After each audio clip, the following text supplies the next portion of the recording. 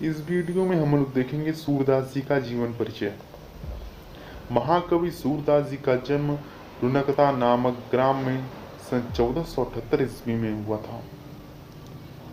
इनके पिता का नाम रामदास था। ये सारस्वत ब्राह्मण थे। कुछ विद्वान सिही नामक स्थान को सूरदास जी का जन्मस्थल मानते हैं। सूरदास जी जन्मांध थे या नहीं, इस संबंध में भी अनेक मत हैं।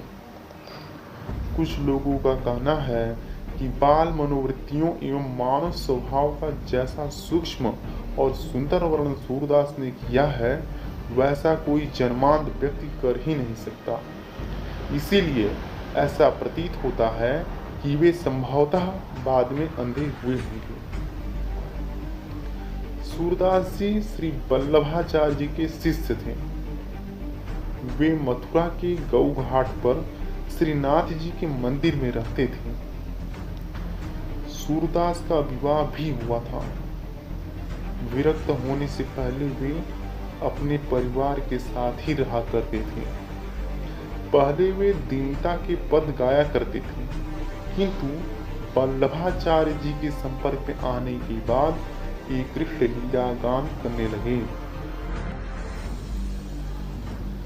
सूरदास जी की मृत्यु सन 1583 ईस्वी में गोवर्धनपुर के पास पारसौली नामक ग्राम में हुई थी। मृत्यु के समय महाप्रभु वल्लभाचार्य के सुपुत्र विठलनाथ जी वहां उपस्थित थे। अंतिम समय में उन्होंने गुरु वंदना संबंधी पद गाया था। भरोसो दृढ़ इन चरणन केरो, श्री वल्लभ नक छंद छठा, बिनु सब जग माज। सूरदास ने अपने काव्य में भाव पक्ष को सर्वाधिक महत्व दिया। गहन दार्शनिक भाव को कोमल एवं सुकुमार भावनाओं के माध्यम से व्यक्त करना उनके काव्य की प्रमुख विशेषता है। उन्होंने श्री कृष्ण के सगुण रूप के प्रति सका भाव की भक्ति का निरूपण किया और इस आधार पर मानव हृदय की कोमल भावनाओं का प्रभावपूर्ण चित्रण किया। उनके काव्य में राधा कृष्ण की लीला के विभिन्न रूपों का मनोहारी चित्रण हुआ है। वात्सल्य भाव की जो अभिव्यक्ति सुर के काव्य में हुई है, उसका उदाहरण विश्व साहित्य में मिल पाना दुर्लभ है। भ्रमर गीत में गोपियों एवं उद्धव के संवाद के माध्यम से सुर ने अत्यंत मर्म स्पर्श विरहपूर्ण स्थितियों का चित्रण किया। कृतियां। भक्त शिरोमणि सूरदास ने लगभग 1.25 लाख पदों की रचना की थी।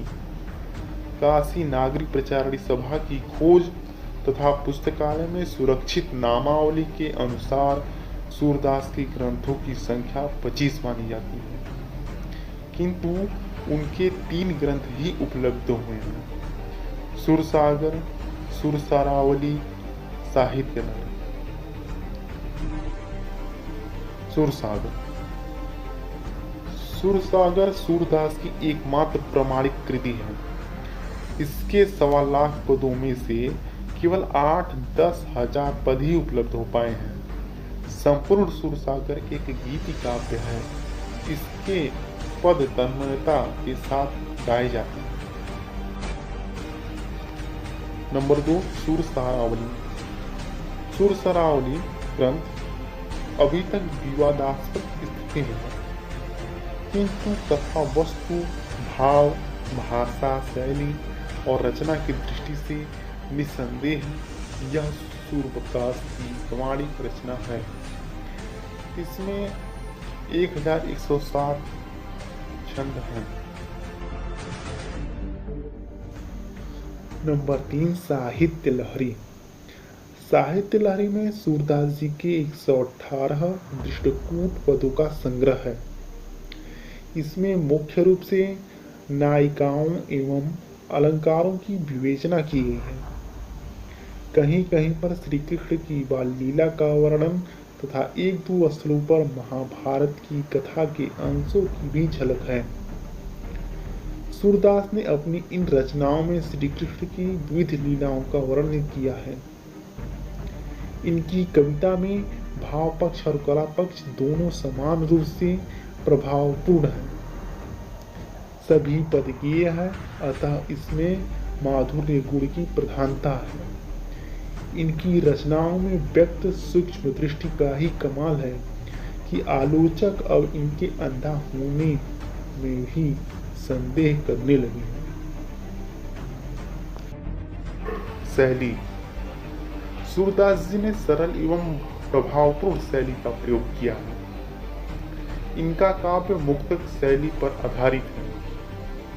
कथा वर्णन में वर्णात्मक शैली का प्रयोग हुआ है। दृष्टकूट पदों में कुछ क्लिष्टता का समावेश अवश्य हो गया है। इस प्रकार हम लोग सूरदास जी के जीवन परिचय के बारे में अध्ययन किए।